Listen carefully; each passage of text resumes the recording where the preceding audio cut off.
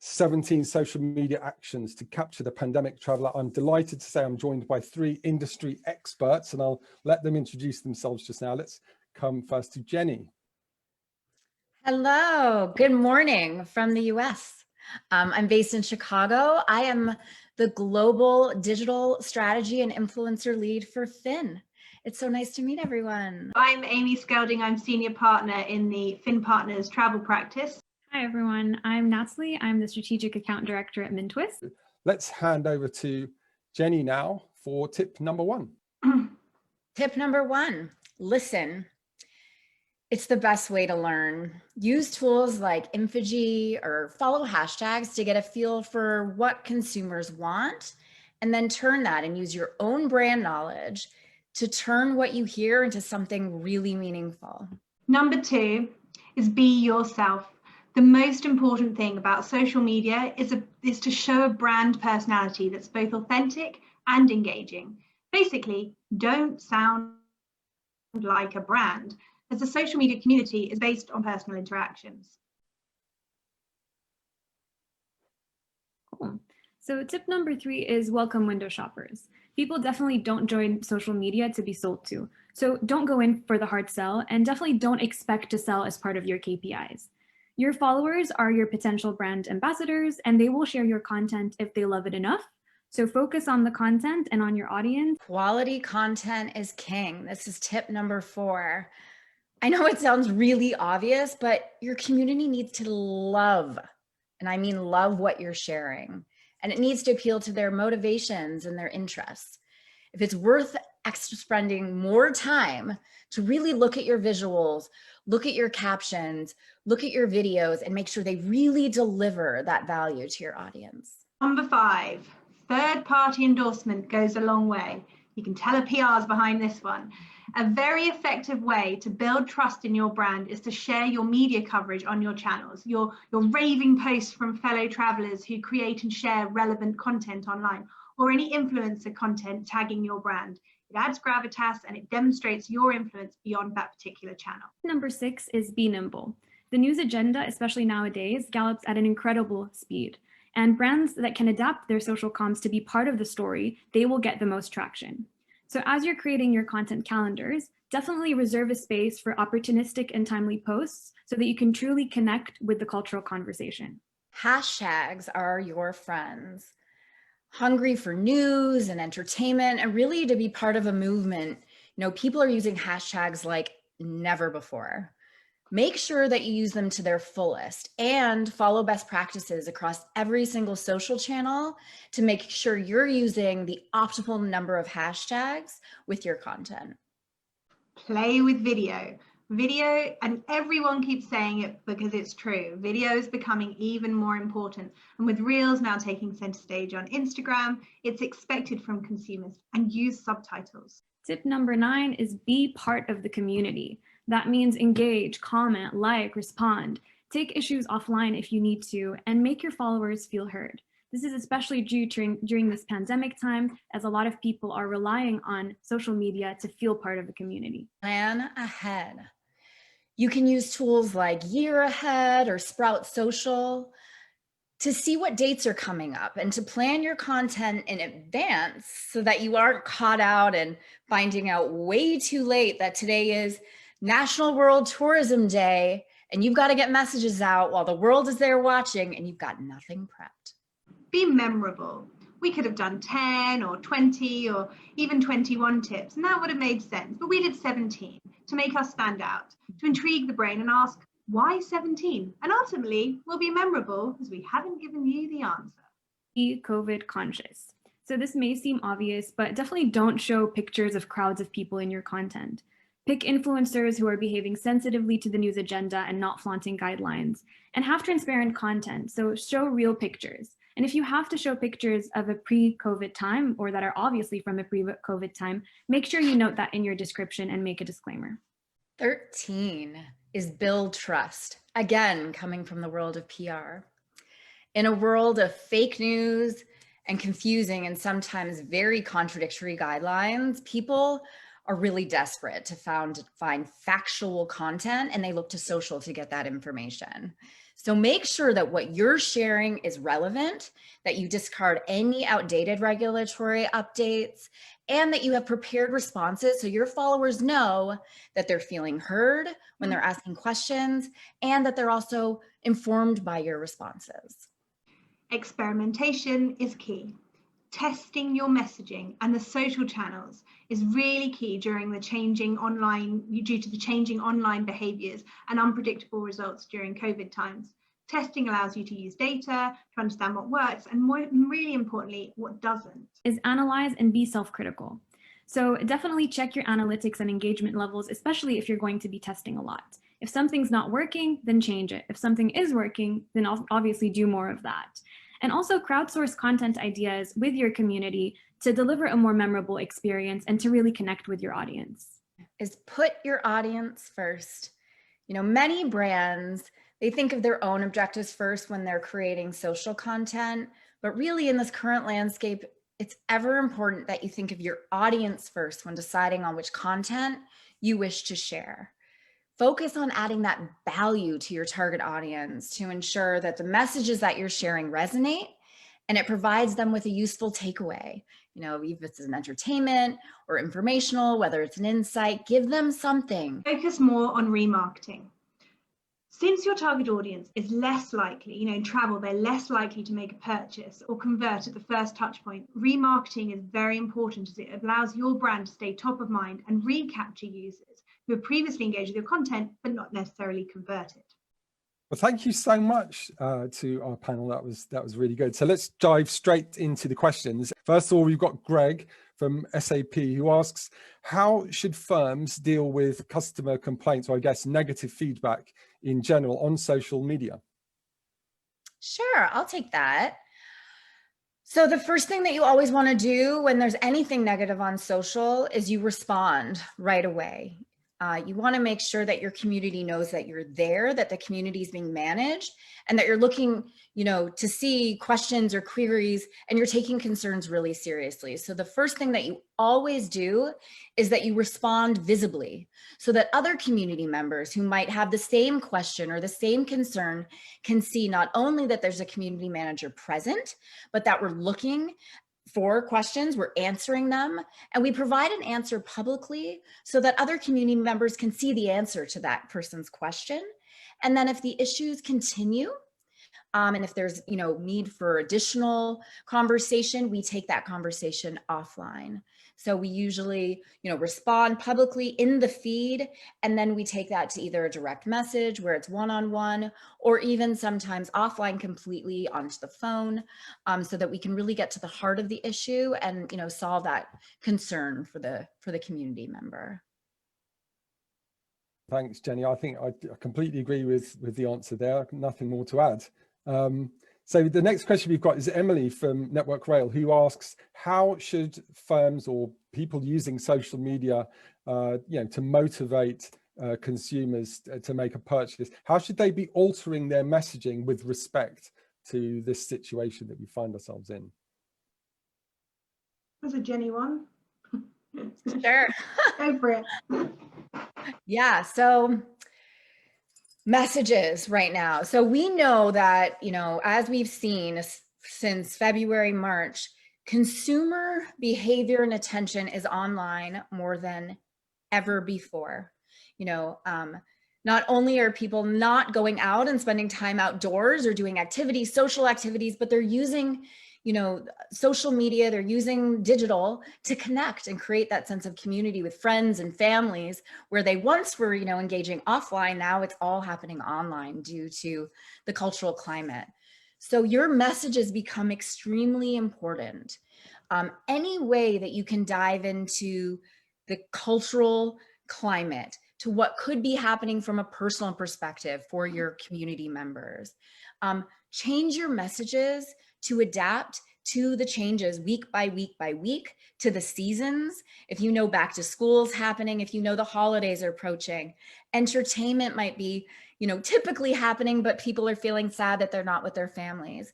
Take all of those cultural considerations into your mind and the heart as you're writing your content so that you can tweak your messages and how you're communicating to be really empathetic and to take their current situation into consideration as you're putting that branded content out there. As we mentioned in our tips, go for the softer sell. Hard sell right now can be a little jarring. So really connecting with that emotional and the aspirational, what we'll be doing after all this is said and done, seems to be a really good way to kind of tap into that heart, that emotional space to kind of, connect with consumers in a really meaningful way. Look, some great points there. And what do you think specifically about mentioning the pandemic? Is that in PR terms, Amy, is that a no-no? I think, a year ago, we would never have put a photo anywhere with someone with a mask on. And now we're actively encouraging clients to be really transparent about what's your arrival procedure. Let's see people with masks on by a pool. Does it work like that in a hotel? How do they arrive at the airport? We've had great traction on some. So when, for example, when we reopened Malta, we had a journalist who then provided content for social, and he literally documented every single step of the way, be it getting on the plane, being on the flight, arriving at the airport, and he got great engagement because people want to know. You want to peek behind the curtain. And the analogy I made is that years ago, or not even years ago, 10 months ago, you would check out your hotel and you would want to know, are you car park facing or are you beach facing? And now you check out your hotel and you want to know, do I wear a mask on the beach? Do I have to wash my hands here? Well, you want to know all the nitty gritty. It's not sexy, but it actually is what people are searching for on social media. Yeah, I suppose it goes back to the transparency point. Yeah. Okay. So we've got another question here from Damien from Travel Tech. How do marketers measure ROI from social media? Yeah, I can respond that. So I think essentially with ROI, it goes back to understanding what your KPIs are and setting the KPIs with every sort of strategy that you're doing. So from an organic social media point of view, I think it's kind of in line with what we just mentioned and what Jenny mentioned, is that we need to be realistic with what we want to achieve from our KPIs. And I think a hard sell is not going to be one of them from a social or organic social media point of view. It's all about sort of engagement and really slowly building that reputation of your brand so that when people are ready, they can then make the purchase. So from an organic social media point of view, you can measure ROI, but in slightly different ways. So just measuring the KPIs essentially. And then ROI is definitely more relevant from a paid advertising point of view because we have a specific spend and we are sort of directly tracking certain KPIs, and that could be a sale. But I think in this case, I think the most relevant during this pandemic period is to take into consideration just your remarketing activity. As Amy mentioned in the tips, remarketing is super important because we never know when people are going to be ready to make a purchase, especially when it comes to the travel industry. So having a remarketing campaign means that we're recapturing people, serving them multiple touch points so that whenever they are ready, we're there. And that will have a smaller budget. And then that is how we can measure ROI, by just looking at that remarketing campaign. Excellent, thank you, Natalie. So there's another question here from Ben. Is have you noticed any patterns of changing behaviour on social media, since the pandemic or during the pandemic? Yeah, I can take that. I talked about it just a little bit right before, just about how consumer attention is online more than ever before. Some of the other behaviors that we're seeing are, people are planning ahead.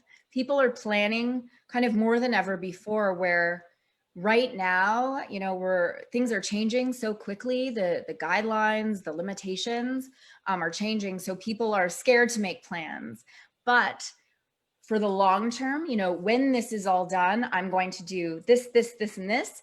Those are the type of plans that people are actually starting to think of for travel, revisiting the places they love the most.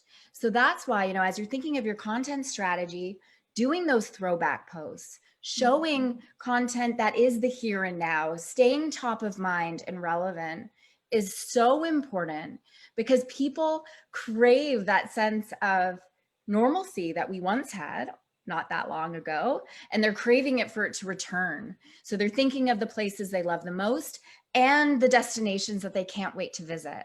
So think about it in that respect and really, you know, dive in, like I said before, into those different behaviors and the consumer mindset to take advantage of those different behaviors that we're seeing online. And just sorry to add as well, these are all really, really good points, but also because obviously behaviors and the patterns and behaviors that we've seen this year versus the previous years have definitely changed. I just want to underline here the importance of testing, which is something we've mentioned before, because we cannot predict anything anymore, and we can't almost assume or foresee how people are going to react to a specific post or how they're going to what the performance is going to be like. It's really important to test a lot, to test different types of content, to test different types of channels, and then really analyze that data to see what works and what doesn't. And yeah, that way we can really understand the ever-changing patterns. Thanks very much, both. Maris is very happy with your advice there. She says thank you to Jenny. James is watching from Tucson. Is that Tucson, Arizona? I'm not sure. Hello, James. And so we've got another question. There's one more question in here, which is, what does good engagement on social media look like? So we can be broad brush. We use Tagger, so we like to really drill down and have a little look. Basically, I spent hours looking at data on Tagger, and so does Jenny, just being a complete nerd. Being fairly broad brush, we say 2% on Instagram. Twitter, depending on the different industries, is about 0.4. Yeah. 0.3% is really good engagement. And on Facebook, depending on industry, again, it's about 0.11%. Yeah. Is really good engagement on Facebook. You know, so if you see any engagement that's in a 1% on Twitter or Facebook, throw a party, because that's excellent engagement. Whereas, you know, just as Amy said, on Instagram, it's, you know, 2 and up. But again, like Amy said, you know, as we're looking at content, we look at a bunch of different factors, you know, for engagement rate, you know, active consumers within a group, within an audience base, you know, how many active consumers are they? And then how many are actually, you know, engaging? So those are really good, you know, measures to see how active and enthused your audiences are on social. So don't be scared by tiny numbers, because they're good. By tiny numbers. Exactly. Yeah, that's absolutely right. I mean, from a digital agency perspective, we see also a variation between you know, brands and individuals. So it goes back to that, be yourself. If you can bring a personality to represent your brands, typically the engagement levels would be a little bit higher than the purely branded content. Look, some great points there. So if there are no more questions, I wanted to finish up by talking about a poll. So we ran a poll on LinkedIn a bit earlier today, and it said, what will the travel and tourism industry look like in this time next year? So 1 year from now. And I'll give you sort of results from that poll so far. It's pretty amazing. It's 85% of respondents are saying that the travel and tourism industry will look different. So it's about 60% who said it would look somewhat different.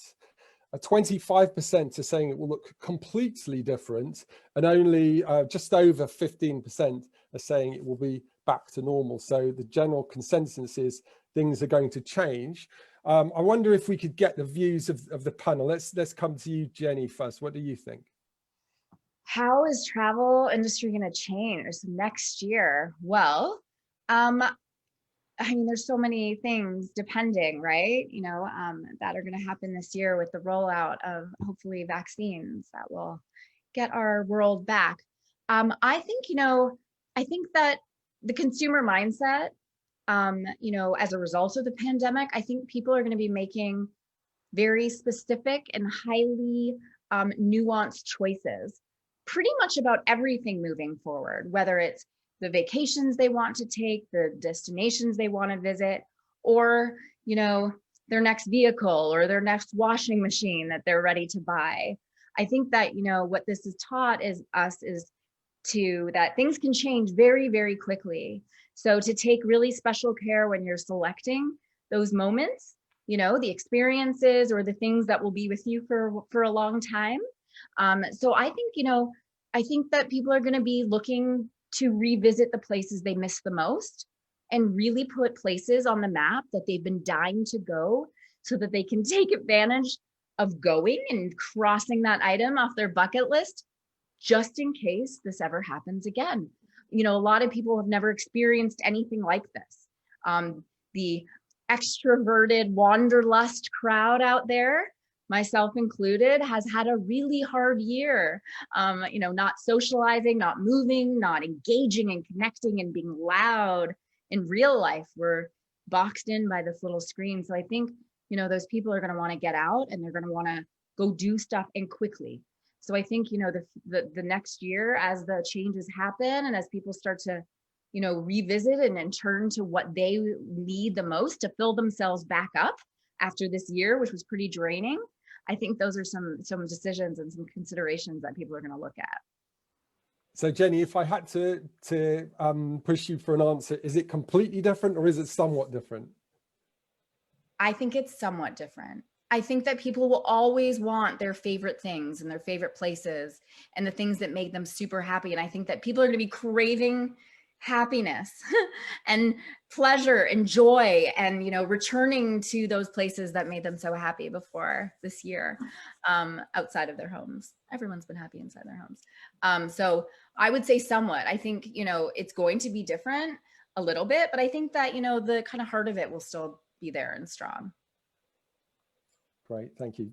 Amy, what are your thoughts? It's a somewhat different because I'm with Jenny on this one. I'm part of the EasyJet generation where the world was at our fingertips. You could go $14.99, you could go anywhere. And I think what's being told you now can't go anywhere has made everyone realize that travel is a privilege and not a right. And therefore, as time has gone on, it makes you think, okay, if I'm doing this bucket list, I'm going to travel with purpose. So where do I actually really want to go, as opposed to it was $14.99 to go to, and you get to a destination and you're like, where am I again? What's the euro? You know, all that kind of stuff. So I think you'll travel with more purpose, and hopefully that then will, and you know, all the trends saying it translates into sustainability, not just from a community base, but also from an environmental base. So we'll start to think a bit more about the world around us. But I think, you know, germophobia is real. It exists. There are a lot of people, you know, there are a lot of people that don't want to travel because there's fear. And as testing comes more into the market, and you know, we've seen in the UK, you know, people are being tested. They've been given the option to test to release after that comes in on the 15th. You know, that you can not quarantine if it's somewhere that's not on a corridor list. So people will start to choose where to go based on tests, because tests are so expensive. You know, they're between 120 and 300 pounds. And if you're a family, you ain't going somewhere that's 300 pounds a test, particularly if you're doing on return as well. So when the LAMP, you know, I only know so much about testing as we work with Frank, which is the LAMP test. And they do a 30-minute test and you get your results to your phone. This is, you know, it's like glimpsing behind the curtains into the future of you're going to arrive at an airport, you're going to take a test, 30 minutes later it's going to be on your phone, you get on the flight and you've got a COVID-free flight. So that's where you can see things are going, and we're just going to have to start. So it will be the same in the sense that you'll be traveling, it will just be different because you'll be tested before you go. So it's going to be same but different. Hopefully, but the crystal ball is completely broken. So, you know. Who knows? There's a really great point that's being made by Mercedes on LinkedIn, and she agrees with you, well, she agrees with all of us, but particularly you, Jenny, and she's saying that we, as people, will be able to hopefully embrace more, you know, open to more opportunities as a result of this. And I think, you know, I definitely share that opinion. Okay, Natalie, what are your thoughts on change in this industry? Yeah, I mean, I'm kind of in line with Jenny and Amy as well. And I think people really, really are craving some positivity right now. So I was thinking of it more from a, you know, back to this topic of this, which is the social media kind of content point of view of keep making sure that for next year, no matter what happens, like making sure that the content stays positive, because that's essentially what people mean. So we want to hope for the best. but I'm the type of person that sort of like is expect the worst and hope for the best and plan for the worst. So in a way, I think with the marketing strategies that companies in this industry need to adopt, we need to sort of, we don't know, ultimately. We really don't know what's going to happen next year. So I think with especially the tips that we shared are an aim to sort of help people be more adaptable and be more flexible and be really quick at adapting their strategies, and no matter what happens next year. But I'd like to hope for the best. And I think people also want to hear the best. So definitely keeping everything positive, and hopefully it'll be a good year. Nice points. Okay, so that just leaves me to say thank you very much to our panel, Jenny, Amy, Natalie, thank you so much. For those of you watching, if you enjoyed this content, there is an amazing infographic that captures all of the information that's been shared today. We'll be posting that wherever you're watching this. So please look out for that, and please do share it if you think that someone can benefit from the information. A great way to help them out is to share that infographic or even the video if you want. So thanks very much again to the panel. Thanks for Fin Partners, and thanks to MintTwist, and thanks most of all to you for watching, and for those of you who sent in questions or comments. And we'll see you next time. Bye-bye. Thank you. Bye. Bye. Thank you.